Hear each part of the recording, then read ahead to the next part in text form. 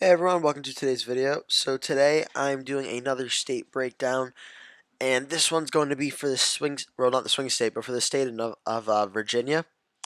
Virginia is an interesting state because it used to be a very Republican state, and then from about President Obama and George Bush, it became more of a swing state, and now it's becoming more of a Democratic, reliable state. At least at the president, no, even statewide actually, it's becoming more Democratic, reliable just in general. Yeah, Virginia's interesting 'cause I feel like I know a lot about it. It's one of the first states I really pay attention to in terms of elections and stuff. So Virginia's kind of close to home in that regard. But yeah, Virginia, 13 electoral votes. It went for Hillary Clinton, 49.8 to 44.4. President Trump really didn't campaign in Virginia too much, especially not in the final months. Tim Kaine was also Hillary Clinton's VP, so she pretty much had Virginia on lock. She really didn't have much of a threat in Virginia. But yeah, so on election night, what do you look out for in Virginia? Well, for starters, I think I'm going to start with President Trump and the Republicans. I feel like for a Republican to win Virginia, it's a lot harder. So, first things first, for Republicans to win Virginia, President Trump needs to bring up the vote in all these smaller rural counties out here. From this part down all the way to up here, these counties, President Trump and the Republicans need to run out the vote.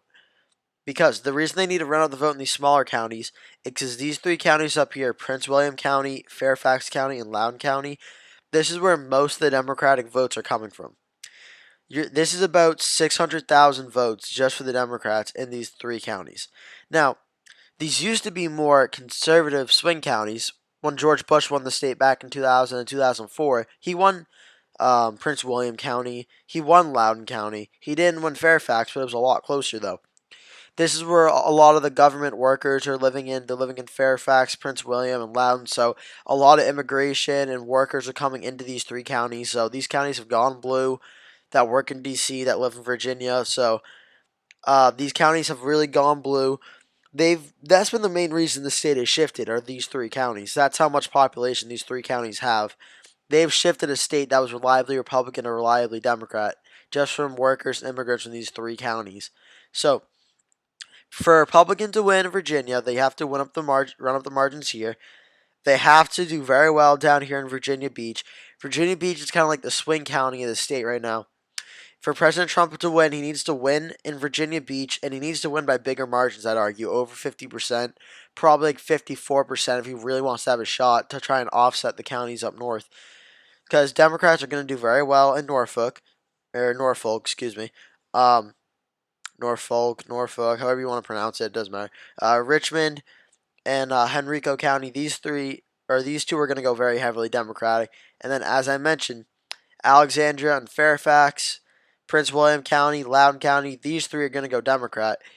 For a Republican to win, they have to do a lot better in Loudoun County, 55-38. This probably needs to be honestly, President Trump might need to win Loudoun County to win Virginia, honestly. There's just really not another way. President Trump, he needs to win Loudoun County, or he's got to lose it 51-49. It's got to be really close. Prince William County, same thing really. President Trump needs to either win the county, or he needs to lose it 51-49. And then Fairfax, 64-28. This needs to be 55-45, 53-47. These need to be really, really close just for President Trump and the Republicans to have a chance. And I really don't see that happening, especially as Virginia is trending blue. Republicans weren't able to win the governor's race back in 2017. The Senate race this year is looking like it's not going to be that close, probably. The Senate race in 2018 was not that close. Virginia is trending blue, so I really don't see.